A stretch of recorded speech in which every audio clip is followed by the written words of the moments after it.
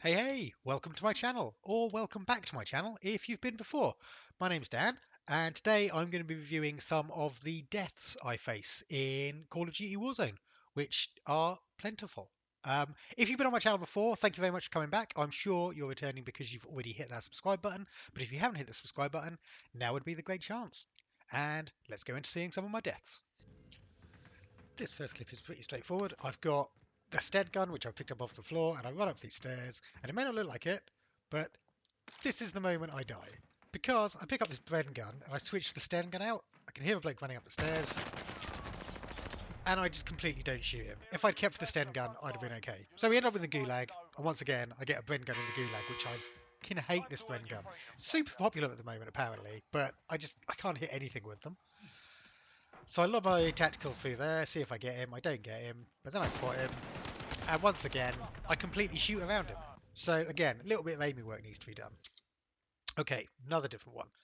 You will have just seen, I'm just going to go back a second. You will have just seen a little chap. He sneaks up around this area. You can just see his gun pointing out there. So I know he's there.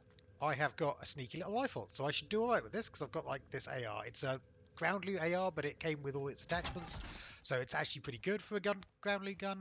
I should do pretty well against this guy if I find him again. So I know he's sneaking around somewhere up there. I don't exactly know where he is. There he is. He starts shooting at me. I start shooting at him. Again, don't really understand why I died in that situation because I feel like I was shooting at him pretty well. He was shooting at me. On this one, I've kept hold of his kill cam, so we see it from his perspective. You can just see how much smoother his gun is than me, which is very irritating. So again, back in the gulag. Let's see how this goes. Sneak around to see if I can find the guy. Try and lob a grenade. Immediately get shot in the air. Let's see it from his perspective. He just moves straight around here and sees me just standing there and kills me. So I don't think I'm going to bother with lethals in the gulag anymore. And now there's this one. Just crawling up this hill onto my loadout. Fairly certain someone's watching this loadout. So let's see where we end up going. So I start being shot, but I get into some cover. I know he's coming from roughly over there, so I armor up and try and peek out and see him. Try the other side, see if I can spot the guy. I spot him next to a rock, so now I know where he is. And occasionally, I can actually kill people. That was a really good kill. He'd have been really annoyed about that. Can even watch his body slide down the hill. He'd have been really annoyed about that because he totally got the drop on me. But occasionally, I can kill people. Slightly later on in the same game, I'm sneaking through the brush. I see a guy. Once again, got the drop on someone. Nice headshot. Got a headshot on the last guy too. So at least when I'm shooting people and I've got my loadout gun, I actually do pretty well. So sometime later, this is probably a dumb place to be because I'm looking right on top of this cylinder. You can see the gas coming in and it's clearing these buildings out. And I know there's some people over there because I saw some shooting happen earlier. So I am waiting for someone to appear, but I'm expecting to be over on my left. Right here, you see a guy just in this window, but I don't think this is the moment I notice him. I think I'm going to see him in a little while. Oh no, there we go. Have a shoot him. Now he gets away from me.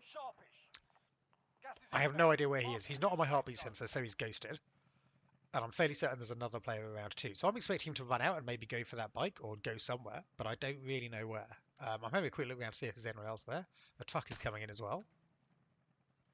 I accidentally clicked my button and shot my gun there. Should not be given a gun in real life. So I'll scoot down, see if I can see the guy. Because I'm sure he must be behind me somewhere. Because he ran under that tower and then seemingly disappeared, right?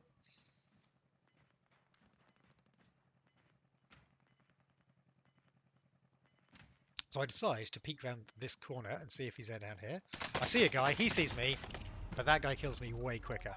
I think my mistake here, this is from his point of view, my mistake here is I just step out way too far from this little gap. I should have been way more sneaky about coming up to this corner if I was going to check it at all. And so I'm just an easy kill because I got no cover. And he can just shoot better than me, which isn't a surprise.